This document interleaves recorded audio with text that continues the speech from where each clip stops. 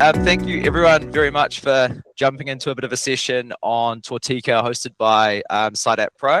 My name is Ryan Hartley. I'm the CEO of SiteApp Pro. So been with the company a little over, well, since employee number one, started back in the day about 7 or 8 years ago in the sales space and have grown into, a whole bunch of different roles between now and CEO. So saw our first customers come on board back when the legislation first changed, when WorkSafe actually first came out, which was cool, and seen all the iterations since then too. So yeah, very excited to be here. I'm excited to jump into a deeper dive of Tōtika and have the awesome Chris and Christina here to run us through that. So jumping into a little bit of it, just change this over. The goal for today is a high-level overview of Tōtika, the pre-qualification framework, and basically how do contractors, suppliers, buyers, clients basically use and benefit from these types of systems. This isn't a how-to training on SiteApp Pro and Tōtika. It's sort of one level above that. And then what we aim to do based on the feedback from today is have a follow-on session in about a month or so from now, which will run in the how-to side of things for SiteApp Pro specifically. We will touch on a little bit around like what SiteApp Pro can do and how we can get there together, but effectively this is one step above that, which is cool. So agenda for today, we'll be running through again what is Tōtika, the pre-qualification process, where this fits specifically for the contractors and suppliers, and then jumping into the client and buyer side, where SiteApp Pro sits in that whole sort of ecosystem, and then save a solid, I think, about 15 minutes for questions and answers. What would be cool is if you do have questions, just hold on to them, but feel free to Slack them through in the chat bot down the bottom right-hand side of your guys' screens as you get them. If they get answered throughout, no stress, but just pump them in there. The awesome Nick and Frankie from the SiteApp Pro team will be curating those, and we'll get to them at the end. We've already had a few people email in some stuff ahead of time, so if no one asks questions, we've got some loaded that we can run through, but that should be absolutely sweet. So thank you all for being here. Yeah, really good turnout, about 50 odd people by the looks of it, which is cool. And yeah, excited for today. So I will hand over to the team to basically introduce themselves and go from there. Hey, thanks, Ryan. Chris Alderson here from Chasms. I'll introduce myself and then I'll let Tina introduce herself after me. So look, my name's Chris Alderson. I'm the chief executive at Chasms, which sounds very grandiose, but we're really a very small team. So I think we've got 6 people at Chasms. We're not designed to be large, but we're basically an NGO that works primarily within the construction industry, a charitable organisation that does a lot of injury prevention, harm prevention type work around health and safety. My background, I'm a health and safety professional, came out of originally aviation and the dairy industry as well, spent a long time there, where I sort of learnt my health and safety trade, and subsequently headed up PwC's health and safety consultancy program before joining Chasms. I'm also a director at Mates in Construction, which many of you may know about, which is another charitable organisation very close to our hearts, and we'd call our sister organisation in mental health. And I'm also on the board at WorkSafe from a governance perspective, mainly because they wanted a health and safety professional on their board that wasn't going to be in a conflict situation that they were potentially going to investigate. So it was very hard for some of my peers to be there. So I'm quite happy to be there from that perspective. But here's Tina, who actually does all the work around Tōtika. So. Thanks, Chris. Hi, everyone. I'm Tina. I'm basically the team admin, and I look after everything related to Tōtika when it comes down to the operation side of it. So I'm basically the first point of contact and probably the only point of contact. Like Chris said, we're a small team. So we do a lot of work with a small amount of us, which is great. And so first point of contact for contractors, clients, and members, and I look after all the day-to-day. So if you're calling Tōtika, chances are you're going to get me on the other end of the line. And I think my other role within Tōtika is I hardly ever have to do this role, which is the probity officer, which is when something goes wrong. But thankfully, nothing usually goes wrong very often anyway. So thanks again, Ryan, and thanks SIDAP Pro for having us today. We really appreciate the opportunity to talk to all your people. Very cool. Yeah, so we should crack into it. So look, I was there at the beginning with Tōtika. The name itself was gifted to us, obviously in Te Reo Māori, and it means the right way or the correct way. It's pretty simple, so we thought that was quite a nice alignment. It originally wasn't an idea that came from Chasms. It actually came from WorkSafe.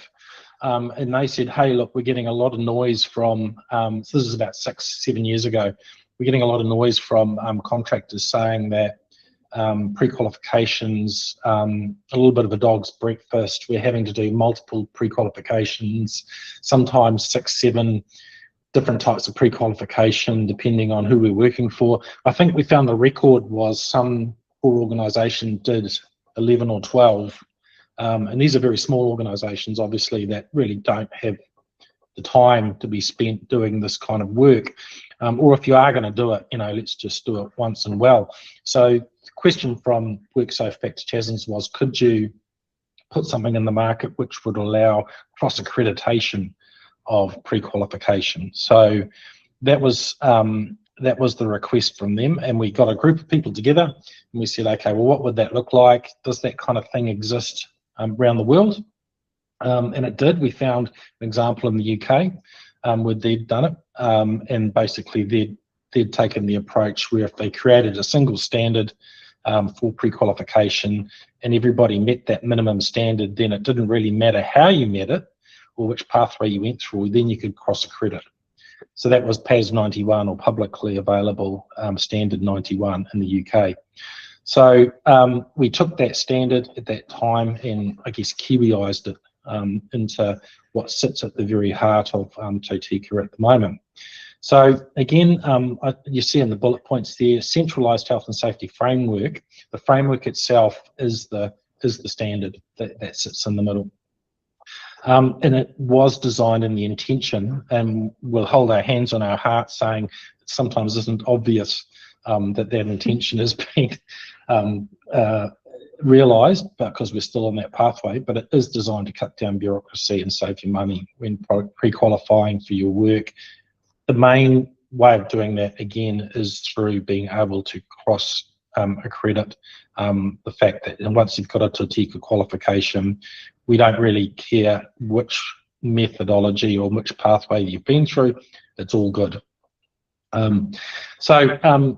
It does cross-recognise many schemes and pre-qualifications. I would say, I guess, as a little bit of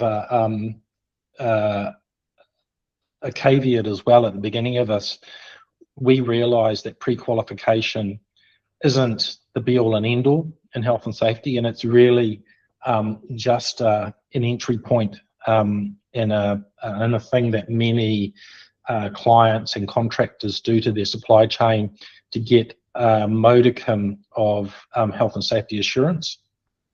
We stress with them that they shouldn't over-rely on pre-qualification, because at the end of the day, it's still a paper-based check that you have got an adequate health and safety management system that's adequate for the risk that you present to their supply chain. So we believe that, my ex-colleague John Harper-Slade used to call it the ticket to the dance. It's just really the ticket to the dance, not really something designed to give you a first date or anything more than that. But nevertheless, it's quite widely used in New Zealand, and we can't see it going away in the near future. We've got some ideas about what might happen to it in the future that we'd certainly like to be influential on, but again, it's designed really to try and create a fair and equitable system for those who have to go through that process. So I hope that makes sense. So look, before we did this work, there was probably more pre-qualifications out there. So there were some really big ones, and I don't mind mentioning it. We had the likes of ISNet in New Zealand, who had very expensive and very far-reaching requirements for contractors. We had, they were expensive. They were setting their own standards. So it's a little bit of a conflict, we think, for somebody to write their own standard and then accredit people against that standard, because it can lead to all sorts of issues. So as Chasms is an independent NGO and a charity, it's kind of like our sort of, we're in a good position to be able to stay independent from that. So we don't actually make any money from pre-qualification directly itself. So we don't charge anybody to do pre-qualifications. The money we make out of Tōtika is simply we charge client organisations for access to the portal. So that actually, and that ends up just being able to pay for the admin of the scheme overall. So there's nothing actually charged to contractors, from our perspective anyway. Some of the requirements itself were quite bloated. Customer services were variable. There wasn't much competition in the market or really any incentive for those offering pre-qualification to get better. And they tended to clip the ticket both on the client side and the contractor side. So what we'd moved to hopefully was a system with standard pre-qualification providers, and we can go through those in a minute. There is some independence in there, so we do look at the pre-qualification assessments that are being done, and we do some quality checking around them, which Tina can talk about. We do moderation to make sure that everyone's looking at the same thing the same way. Fair playing field for commercial providers, and contractors and suppliers, i.e. people on this webinar today, really should be at the heart of being the customer, and we believe you should have choice in who you go to be pre-qualified or what pathway that you choose. Anything on that, Tina, that we've missed out? No, I think probably adding there that, some of the questions that we can sometimes get is that, oh my God, there's a lot of detail that we need to provide, and just want to reiterate that it's not Chasm that kind of just one day decided we're going to have all of these questions in there. This has been done really in partnership with the industry. So it's not like someone, they woke up one day and decided we needed to have all of this here. This has been really thought through with partnership with the industry. So, yeah. 100%. And I think just touching on that as well, like, we see a lot of these across the board in New Zealand, and you can tell the ones that are designed for New Zealand from the ground up versus not, right? And I think that the key thing is relevance, and that definitely comes through in it as well. So yeah, no, 100%. Yeah. So here's a little flow of just how Tōtika works for those who may or may not have been through it. So we look at the supply chain or the contracting supply chain, and we don't treat everybody as equal in that, because we know that there's not a one size fits all. So if we did create a one size fits all, for example, then we'd expect everybody, no matter how big or small you are, how naturally risky or unrisky you are, would probably end up having to do more than they should. So we actually have a graduated scheme which says that we understand that there's two factors that we look at. One is the size of the organisation, because organisations naturally that are larger tend to be more complex and therefore potentially have more risk within them. And then we also look at what do you do. So for example, if you're a scaffolding company, we would assess that as being high risk, because if your scaffolding fails, there's a lot of people that can get hurt, and you should have very high standards. Whereas if you're doing something relatively low risk, like perhaps some cleaning work, or working in a non high risk environment, then we wouldn't expect you to be doing so much from a pre-qualification point of view. So that's why we have a level for sole traders. So people, as it says on the label, a sole trader. Category 1 is the lowest risk, and Category 3 is the highest. And when you actually are assigned a category there, that then gets interpreted by the standard, and some there's more questions or there's less questions, depending on that level of risk. So what we then do is once you've registered, you can go through and you can find a Tōtika member pre-qualification scheme.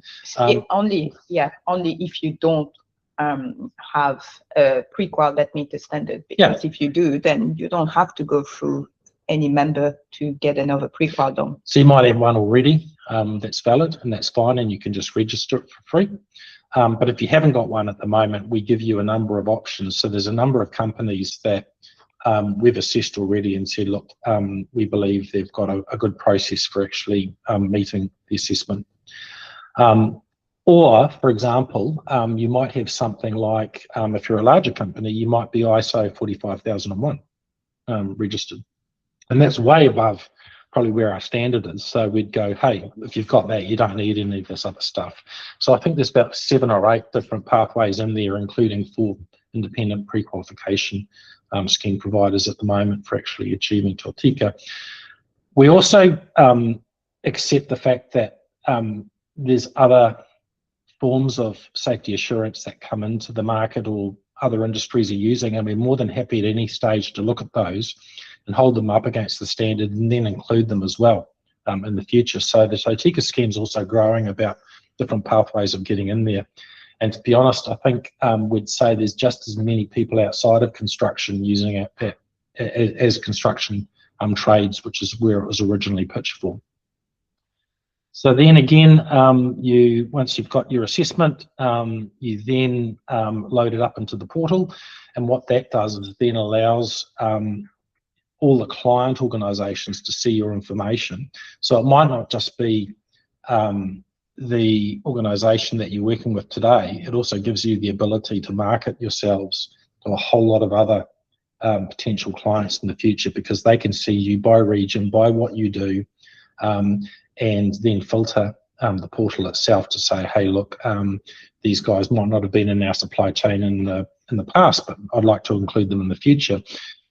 Christina, there's an interesting point there around when they actually load up their information about what kind of services they provide or what kind of industry they're in as well. Yep.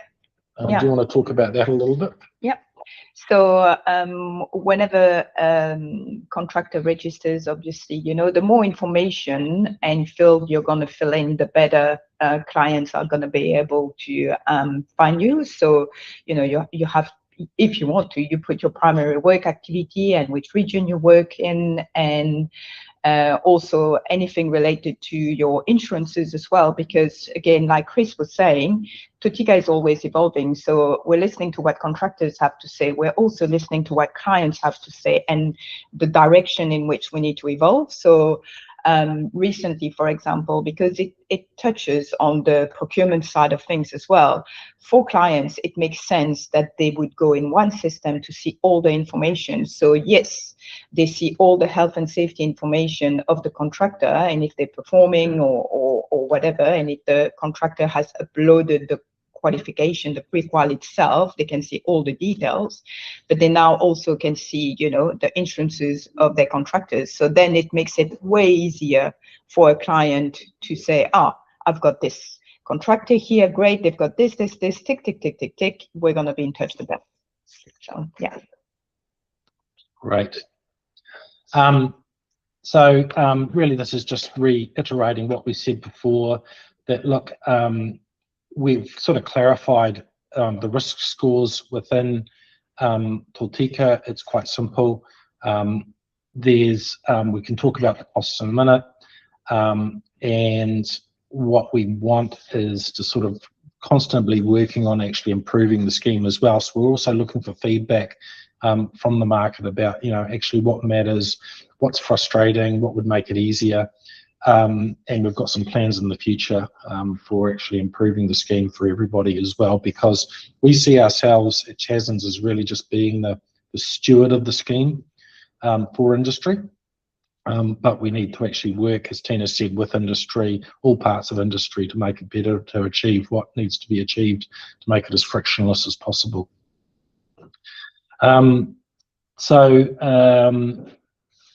The assessment requirements, all this stuff is available on the Tōtika website for free, of course. So if you actually want to know what you need to do or what documentation or work that needs to happen to achieve a Tōtika assessment, all this information is available for free on the website, and you can actually go in there and download the standards and the question sets and have a look at them. And as I said, Tina's answers a lot of questions day to day from contractors about how do I achieve that. What would be some of the typical questions you get? Some of the typical question would be like, I don't know what to submit and what to upload in there. So, you know, it's directed them, obviously, with, like Chris said, we've got that information available. I think a lot of the time as well, sometimes there's the misconception that they have to go through a health and safety consultant before they can submit anything. And we're like, absolutely not. Remove the middleman, save yourself some money. Here's the document. And, you know, there's so much that you can do yourself and have ready yourself just by looking at what you will need to provide, basically. So there's a lot of work that, you know, most contractors can do themselves. And from there, if they have to go through an assessment with one of the members, they have everything ready and they go and don't enter from a frustrated point of view, and but with knowledge, basically, and the process can go a lot smoother for them. So I think it's really finding that information and giving that information out to people, but everything is available. So yeah. No, 100%, and that's such a good point as well. I mean, not all safety consultants are built equal, right? But I think, you know, SiteApp Pro, we work with I guess probably the best in the business, and I think when you do find a good one, they can just relieve that stress, right? And I think if you can get a good consultant, they make it easy for you to submit, maintain, and manage it, and then it just means that it's way faster, and you can focus on what you do well, which is hustling work, building projects, that type of thing as well. So for sure, there's probably some nuances, absolutely. Yeah, I think where the consultants really help is when it's more than just a paper-based exercise that they're coming in to do. So what we like to see is if you are going to use a consultant, they're not just there to, you know, take an admin load off you. They're actually making it meaningful for your business and improving your business at the same stage. And I guess, Ryan, that would be also how it reflects for SiteApp Pro, because what you're able to do is, again, add efficiency to that process and then package up information that's needed, which makes it a lot easier for the assessment companies to come in and find it through that process versus probably what used to happen in the early days where, you know, people used to turn up literally with Eastlight folders with a brand of documents that you know, was expensive and just really a waste of time for everybody. Yep, 100%. I mean, look, we still see it, you know, we're still bringing some people off paper binders and even on-prem software products. I mean, that's before my time, but some people have servers under their desks and built things. But, you know, absolutely, if you can get the combination between fighting for the right assessment, having a system in the middle, and knowing what to do, whether that be through a consultant or your own education, it's the best of both worlds for sure. Yeah. So I mentioned the risk rating before. So here's basically how that works. Again, this is all available from the website. So it's all very publicly available. We kind of set it, you know, 5 or 6 years ago. It hasn't really changed since then, but every now and then we do get an exception to the point, and someone might go, hey, although I look like this, I'm actually that. And you can come to us in the centre, and we actually act as a governance role there and to actually make sense of those exceptions, which is what you need in a fair system as well, because we do realise that one size doesn't always fit all. So again, yeah, simple process. You sign up for free, work out where you sit within that, work out what kind of documentation you need compared to the assessment criteria, find out how to get that assessment criteria, and then load it up into the portal. It's pretty simple. When a contractor registers, basically, we ask them like 4 or 5 questions, and that will lead them to be category S1, 2, or 3. So it's not like, you know, contractors need to read documents to find out which the category they're in. As soon as they register, there's 4 questions, and then that will put them down the right pathway. Yeah. So again, the clients and the buyers. So these are the people that have the money, are sending out the tenders. are doing the work that we all want to work for. What we want them to get is a really good view of the overall market, rather than just perhaps what their traditional supply chains were, because we think it's really valuable. If pre-qualification is going to have more value than just in the actual health and safety activity itself, it's got to be in providing people with more opportunities to show their potential future clients just how good they are. So again, we create that sort of portal view that they get access to, and they often use it to download entire lists of contractors for an area, or we also provide an API for them, so they actually integrate it into their procurement systems. So it's a central listing. They don't need to directly go out to each of the pre-qualification schemes and find out who's doing what. They can come to a one-stop shop, which is really good for them, and they like that. There is a lot of automation in there for them. We try and make it as seamless as possible, so we've got a bit of technology in the background which hopefully stimulates them to use more contracting supply chains. And what we also do is we talk to those clients quite a bit about how this information can be used, because I mean, Tina said before, we actually have sort of two categories of, once you've been through your pre-qualification, you're either performing or developing. And performing is somebody who's actually reached the standard. Developing is someone who's not quite there yet, and we stress with the clients that that isn't a reason not to employ that contracting supply chain. It's just some information that they need to pick up, and maybe they ask them a few more questions. It's definitely not a hard gate in there, and I would say that almost universally all the clients understand that and use it in that same way. You say, Tina? Yeah, we reiterate that we meet with the clients on a regular basis every year, and reiterate, that the standard wasn't set up in a parcel fail, and it shouldn't be looked at from a parcel fail. And like Chris was saying earlier as well, it's not a one size fits all. And Tōtika is not the end of all either. They still have to do all the stuff that they would need to do, which is the onboarding process, the monitoring of them, the performance review, and all of this. So this is really where they build a relationship with their contractor and help each other out. So we really stress that this is how Tōtika should be used. Yeah, so that's awesome. And just on that, I know you get to it in the questions, but like culturally, what do you see in the organizations that do, I guess, sit on the upper end of good in this world, right? Like what is the common trends you see between businesses that do well typically? You mean in terms of contractors or the relationship?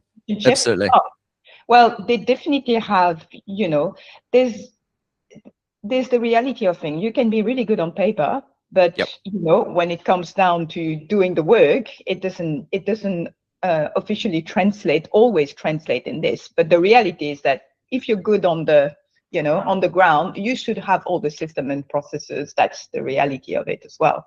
So, but like I said, you can't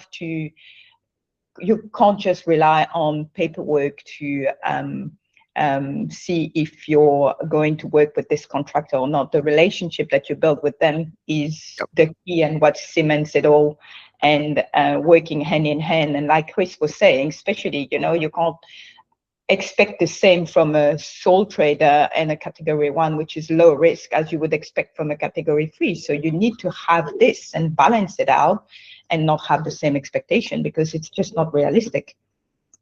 Yeah, and I think the other thing, Ryan, is health and safety management systems at the end of the day are a tool for professionalizing your workplace, just like quality management systems, financial systems. They're an indicator of a more professional business, basically, and they should be treated in that way. So what we often find is that going through the process itself is actually quite beneficial for that business, to actually say, hey, look, this is some stuff we didn't have before, because systematized processes, you retain IP, you get consistency in your business, you are more professional, and that's what we're looking for at the end of the day.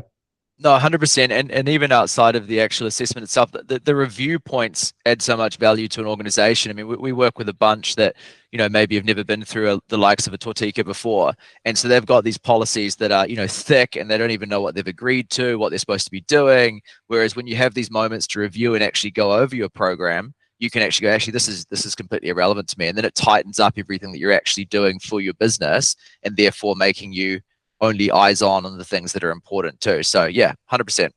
Yeah, that's just a quick view of the portal database. You can see the kind of thing in there, what clients look for. I think this one's back to you, Ryan. Yeah, awesome. No, appreciate it. So just touching on a couple points to me, this is really about getting to the questions and answers for Tōtika itself. But so SiteApp Pro is built with the end user in mind, right? And so we come out of a space where one of our founders was running an industrial waterproofing company, had a bunch of guys, abseiling off this building to do some work. He had put eye bolts in place, he had rub strips up there. This is pre-work safe, and had everything from the policies, the training and the toolbox talks in place. And there was two guys that jumped over the edge, and there was a lady that jumped as well.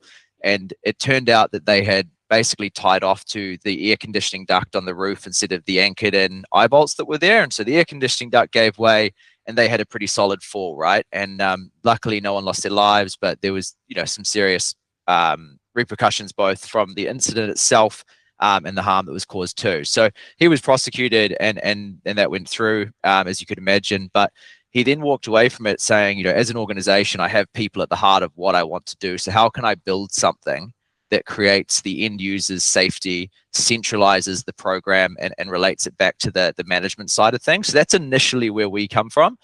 So as we build and we work towards frameworks like Tōtika or whatever it might be that you're trying to track, we try and not lose touch with how easy it has to be for the end user. As soon as you stop getting that engagement, the whole system falls over, right? You can't run through assessments. You don't have the data. You don't have anything else that you can submit. And so for us, it's about managing that and designing a platform that is for people who didn't get into construction to sit down and write essays. It has to be easy. It has to be fast, but we need to create the engagement too. So for us, we centralize all health and safety in one place, right the way from your incidences, your tailgates, toolboxes, pre-starts, everything in between. You can, if you're using SiteApp today, you can actually set the system up to match whatever pre-qualification program you're doing. In this case, Tōtika.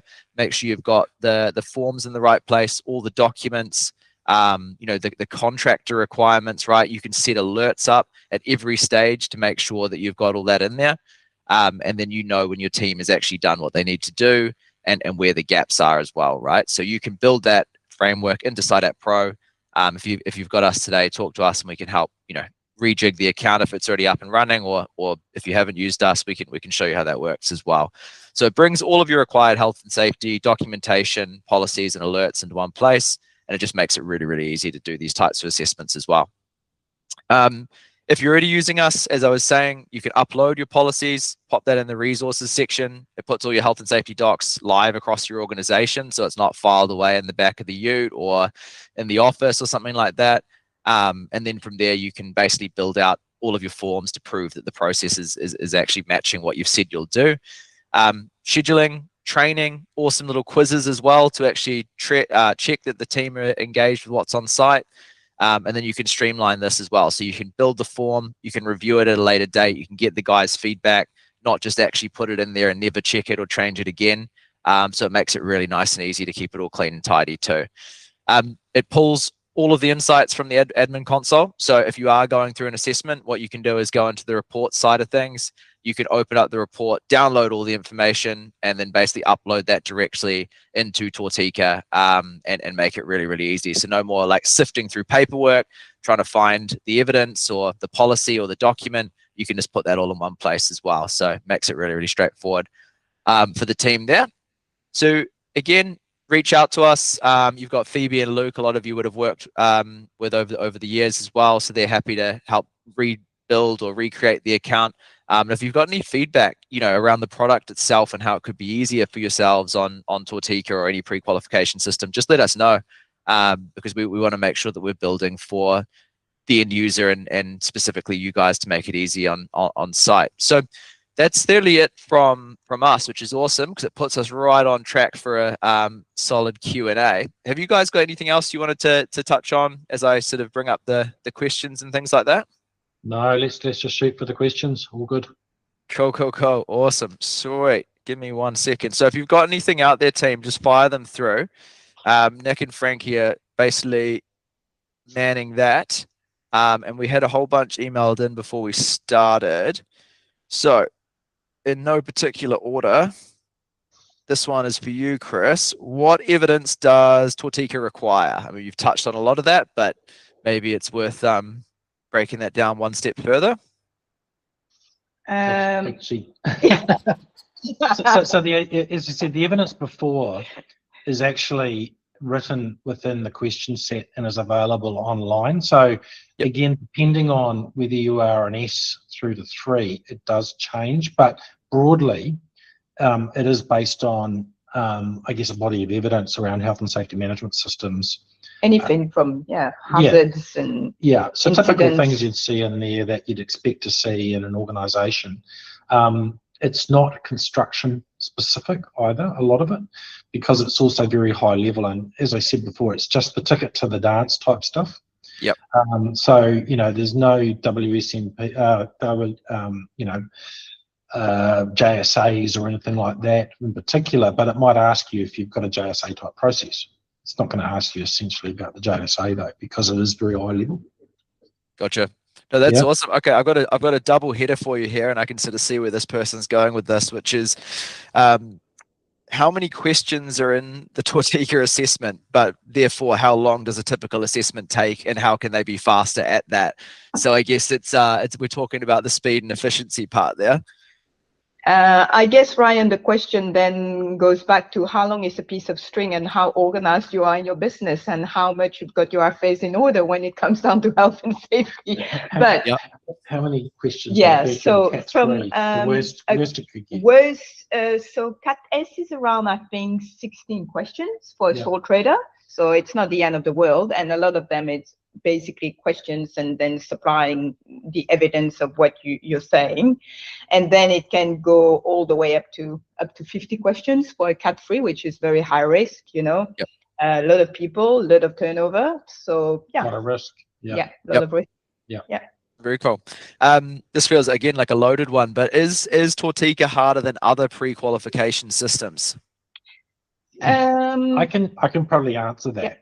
So in some respects, yes. So because it's a graduated scheme around the risk, I think that compared to another scheme which isn't graduated, it's going to be harder, right?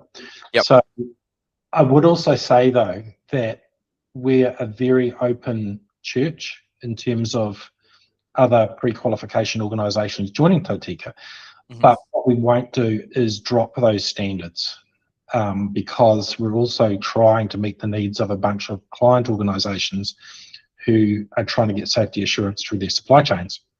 So the key things that we look for in terms of other organisations or other pre-qualification schemes joining, one, that they can meet some level of the standards. So some might only might meet the standard at an S level, some might go up to a 3. We also are very strict around the fact that whoever is making the assessment is a qualified health and safety professional. And that is not always the case with other schemes. So that's another requirement we have.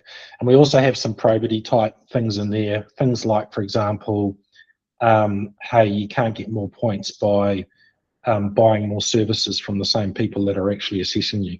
Stuff like that is a clear conflict, which does unfortunately exist with other schemes. So, so in some ways, there's a little bit more structure and strictness there, but it depends on where you sit between that. So for example, if you're a scaffolding company, you might be able to go out there and get a pre-qualification from another scheme, which never meet the requirements of a Tōtika scaffolding scheme because it's far higher. You're answering the 50 questions versus the 16.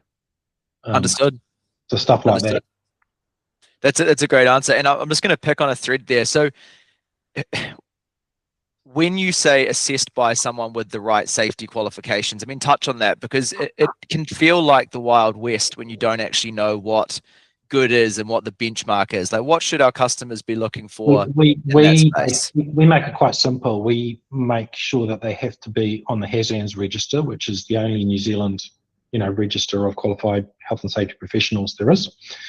So we lean very heavily on that to say that if you've got somebody in there making these assessments, then that person should be on that register and follow the. So they've got to be a registered health and safety professional through NZISM, for example, that then goes onto the HAZANS register. It's just like saying, if you go to a radiographer, you should have somebody there who's a qualified radiographer looking at your X-rays, right?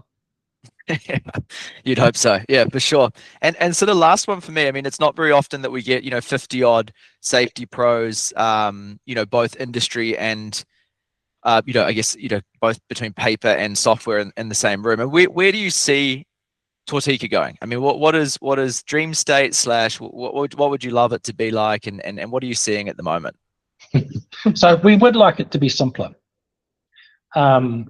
We believe that, when we set it up 5 or 6 years ago, it was a paper-based exercise, and it still relatively is. So nobody actually goes on site and actually looks at that company.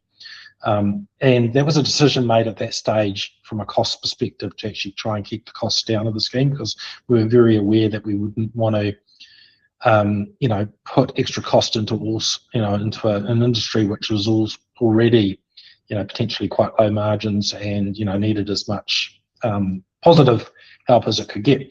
But in the future, we kind of know now that we've got sort of 5 years worth of data, what the sort of key questions are which really make a difference. So in the future, we'd like to see a lot more focus on some of those key areas. And I'll give you one of them, which will probably come up, is, the quality and investment in frontline leadership that an organisation makes. It's really, really influential on the long running health and safety for that organisation. So that's something we'd like to skinny down some of the other stuff, perhaps to provide more time to actually ask some of those more important questions, which we think really do make a difference. Now, we've only learned that though by going through 5 years worth of data. Yep. And finding those correlations. So now I guess the next generation in the future, Ryan, will be let's get rid of some of the safety clutter that's in there, which there probably is. Yep. And let's narrow down and focus it on the things that really make a difference. I love that. That's awesome. And we have a question in here as well. So to score 4, ask how to demonstrate innovation, e.g. how a health and safety policy is communicated, procedures developed, what are the examples of innovation? You got that? Nope. So quite what isn't sort of innovation, I guess, for us is, the sort of traditional sort of rote learning type examples where, people bring in sort of, very static inductions. People file into a room, get bored by a PowerPoint presentation, for 30 minutes and then file out again, not knowing actually where they've been for the last 30 minutes. So what we've seen probably more in the innovative area is when there has been, a full sort of cycle check back, of that body of knowledge. Did you understand it? Where do you actually need more support? That sort of thing. Innovation changes the whole time. We're seeing some organisations, some larger organisations get into things like VR and stuff like that. We're not saying that's for everybody at all, but it's around really the sort of the depth and how you actually transmit that knowledge to the workforce in an effective way. That's what they're really looking for.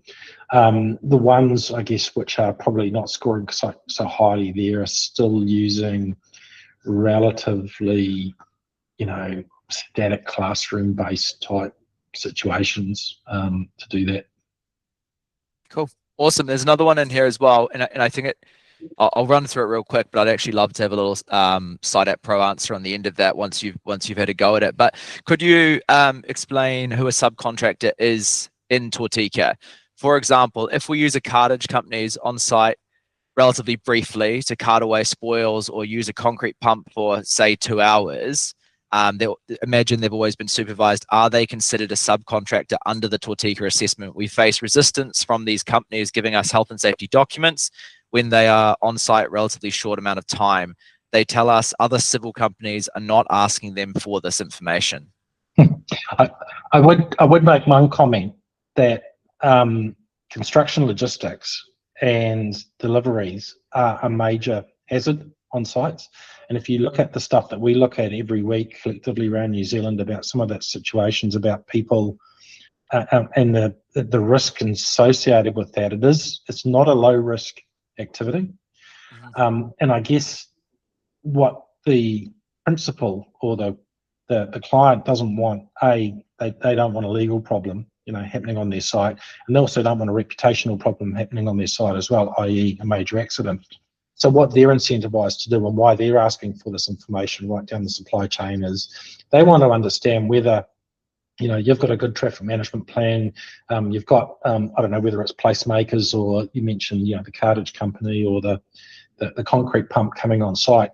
They want to know whether you've actually got that stuff organised, that you actually trust your subcontractors, or you're using Jim's concrete pumping, from down the road who, has had 3 previous accidents and doesn't know what he's doing.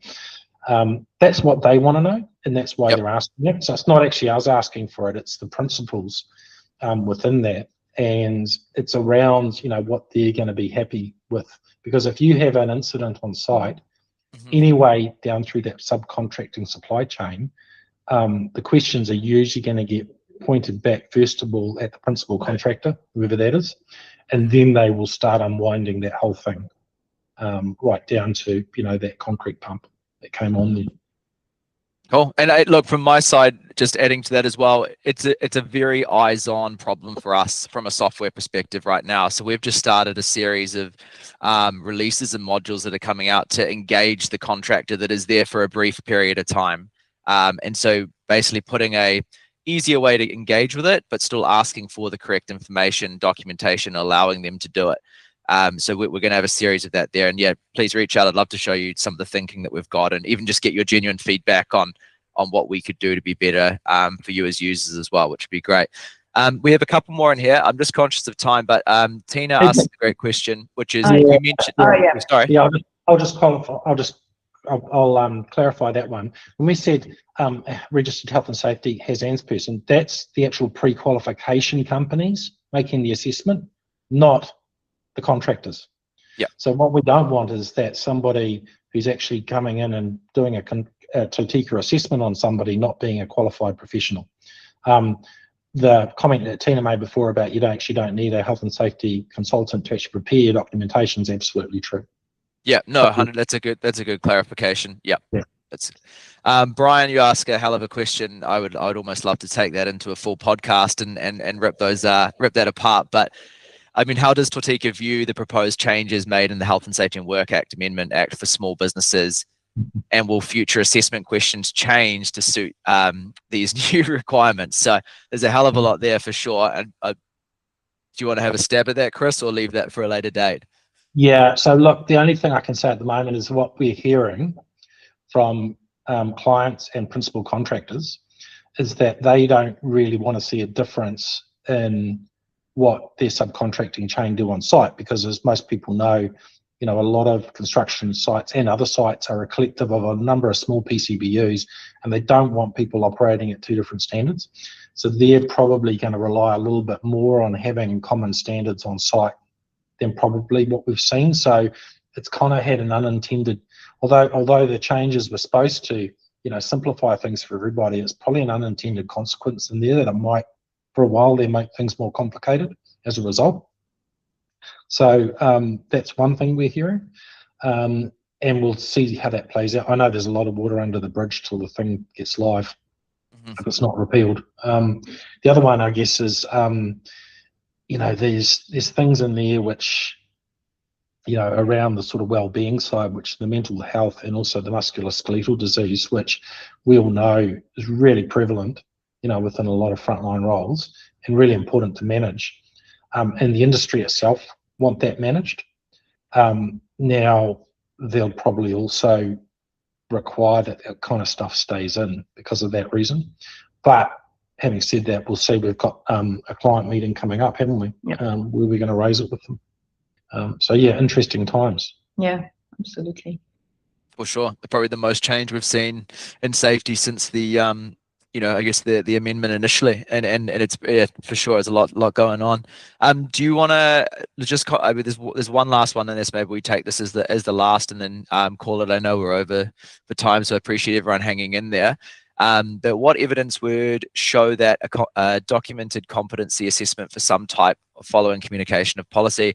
I'm referring to the scheme guidance rescoring.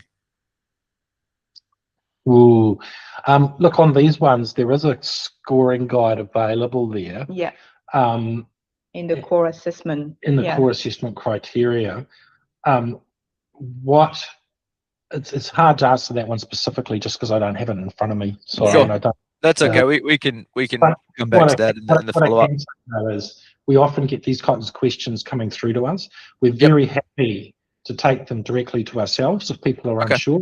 Tina answers a lot of those questions day to day, don't you? Yeah, and I think it's NJ, and you've got a second question there as well, and more into the detail of what was asked of you. So I would definitely, encourage you to ask the question to whoever did your pre-qual assessment as well. Yeah, and if that isn't satisfactory, or you haven't got what you need, you can also come through us, because we sort of act as the moderator for the scheme, and quite often we'll get a different interpretation sort of happen, and we'll need to make a judgment on it. So we've actually got a couple of people sitting in the background as well who aren't on this call that sort of answer those questions on a typical day and make a call on them. So if there is something specific there, we would just encourage you to hold that info at Tōtika.org. Yeah, get in touch with us. And we're always in touch, like Chris was mentioning earlier. Sometimes it's like, it's not as straightforward or as clear as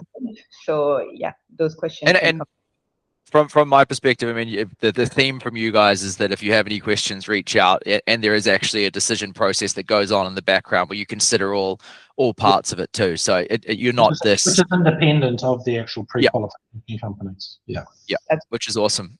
No, hey, thank you both very much, and thank you to everyone that joined today. This has been amazing. If you have any other questions for either SIDAP Pro or Tōtika, fire them through, and we can either come back to you via email or anything else. The other thing I ask is that you shoot through what you want to see more of. If you'd like to see a session on this with Tōtika and go into a bit more detail on certain topics, fire those over. If you want to see something different from SIDAP Pro, and as in how do we make a Tōtika assessment easier, send it through. We are all ears. I could not be more appreciative for all of your time, the questions, and the engagement. So thank you for joining, and thank you very much, Tōtika, for and Chris and Christina for everything. It's been amazing. Awesome. Thanks, Ryan. Thanks, everyone. Cool. Thank you, team. Talk soon. Bye.